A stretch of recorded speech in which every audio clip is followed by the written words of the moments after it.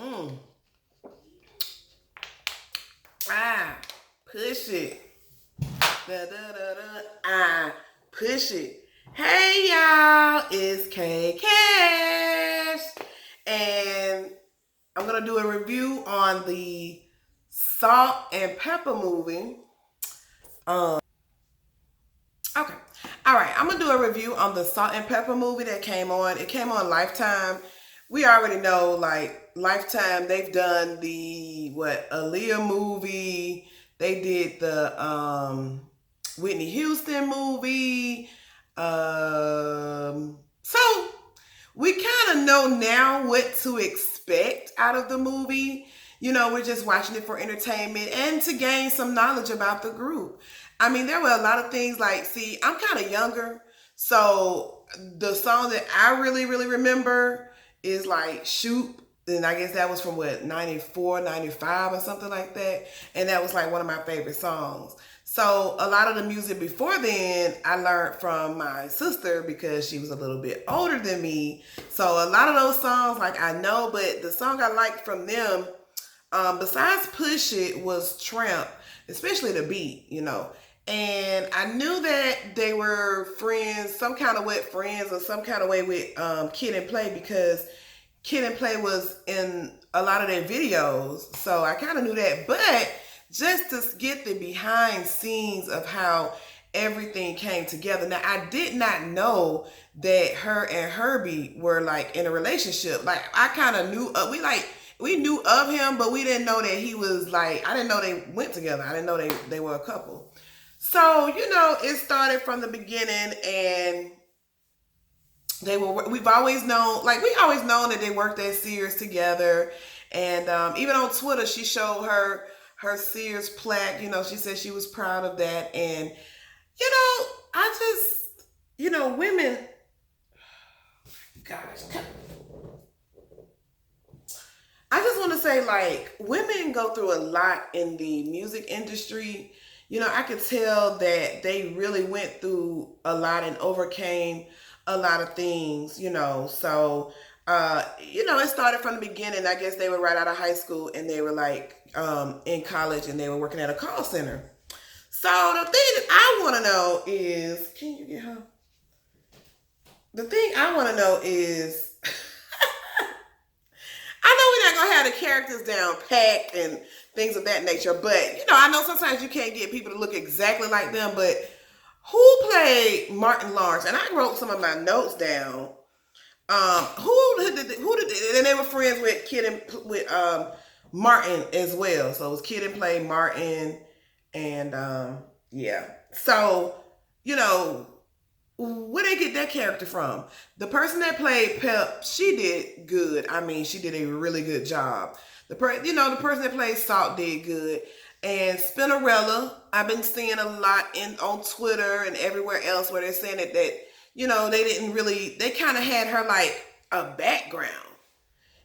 And in the hip hop community, we all know that the DJ is always the most powerful person behind the turntables. That's the one that gets the party jumping, get it started, the one to put the music out there. And I feel like I understand that they might be going through some type of beef or whatever they're going through, misunderstanding, but history is history. It is what it is. She did a contribution to the group, not just being a DJ. I'm pretty much sure she did a lot of stuff. I hadn't read through it, but I think when they also had a reality show, I think those were some of the issues that Spinnerella was having with the girls. But it's like they just, in the movie, they kind of really downplayed her.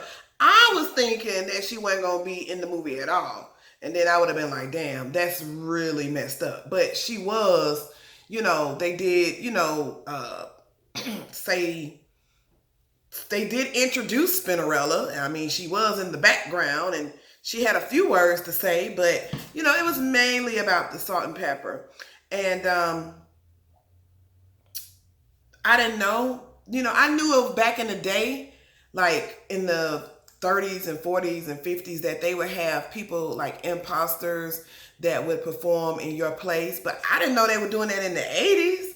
You know what I'm saying? So when they were going to a concert, or when they were trying to be, get out there, and I didn't know that Herbie wrote all the songs. Like, I'm just going back, like, wow, that is so interesting.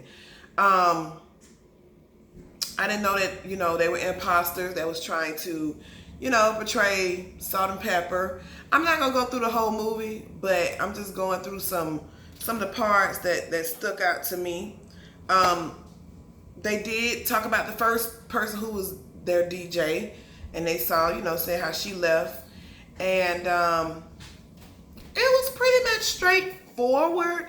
It was like it wasn't too deep about their life, but it was, some things that we didn't know. Pep, they talked about her relationship, her and Tretch, which I was like, wow, were they gonna really downplay it, or were they really gonna, go there about their relationship? So they did touch a few, corners of their relationship, and how, I don't know if they were having like they had an abusive relationship, and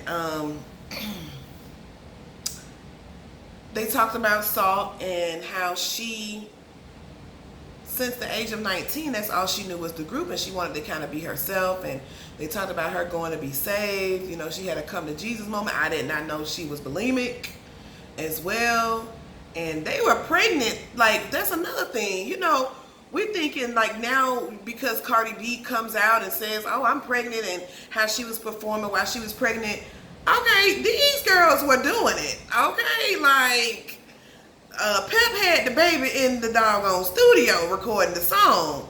It wasn't even a question about, what we gonna do. We gonna keep working. I mean, they had to do what they had to do. And I do remember in the Expressive video, I think she was pregnant, So that lets you know, hey, baby, you got to keep it moving. You got to keep it pushing.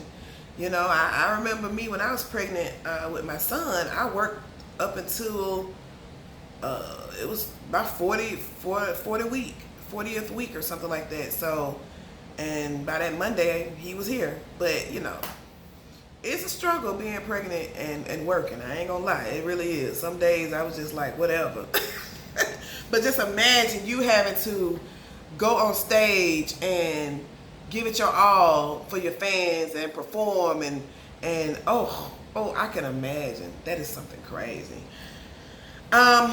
Herbie, they talked about Herbie and how he had a baby on the outside while he was with Salt, and eventually they broke up, but they were still business partners. So I wonder, how did that relationship really, I guess because you've been knowing somebody so long and you're under their wing, and I guess, you just have to do what you got to do. But also, they had to take him to court because they wanted to get out of that contract. And then in the movie, he's like, well, it didn't have to come down to this. And then he said, oh, I'm proud of you. I'm like, well, hell, if you're proud of me, why you have to end up taking me to court any damn way? You know what I'm saying? So, and then they showed the Martin character again. I'm like, I didn't even know. I didn't know that was him.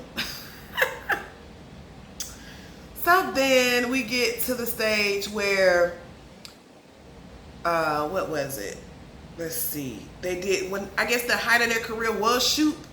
Because, Shoot was bad, baby. I wanted my hair like Salt, and they did the signature hairstyle, how they came up with that, and it seemed like they were a bit of like a yin and yang. Like, Pep was the wild one, the crazy one, and Salt was the more settled one. And sometimes, when you have that yin and yang, that's what kind of make things perfect in the group. So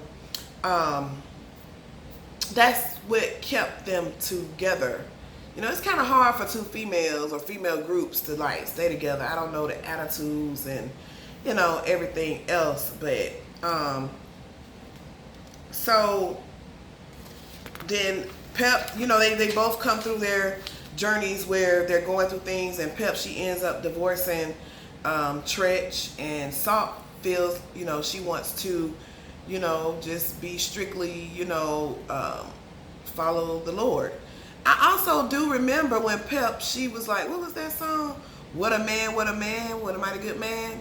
and they turned it into like a church song. And she also did like this church album. And then was she on Stump as well? I can't remember. I think she was on Stump too. So, you know, she was still in the music industry. She was just trying to find her way. But baby, when you got them bills to pay, honey, you got to do what you got to do. And it ended with the VH1 honors. I didn't know that they weren't talking for like 5 years. So they just needed some space, you know. Being together that long and, you know, going through that shit, you need to she wanted to find herself. So that's what she did. So, I mean, I ain't really got too much. I really didn't like the fact that they did not, you know, include Spinderella. You know what I'm saying? She was an important part. And I was on Twitter too, and I saw like all of the songs that she was in and the videos, and she did choreography and everything with them. So I don't know. So, and I heard she was trying to sue them, and on Twitter she had this long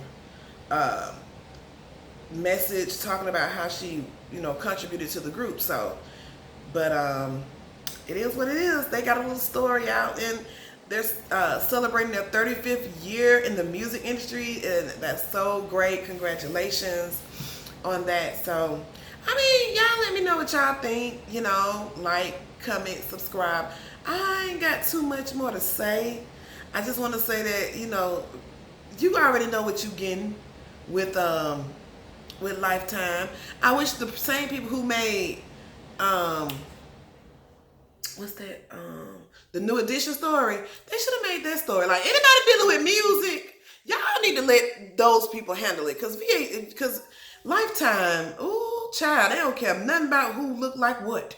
And then I kept wondering, like, who is this dude behind Pep? I had to remember that was Tretch. I mean, I said, okay.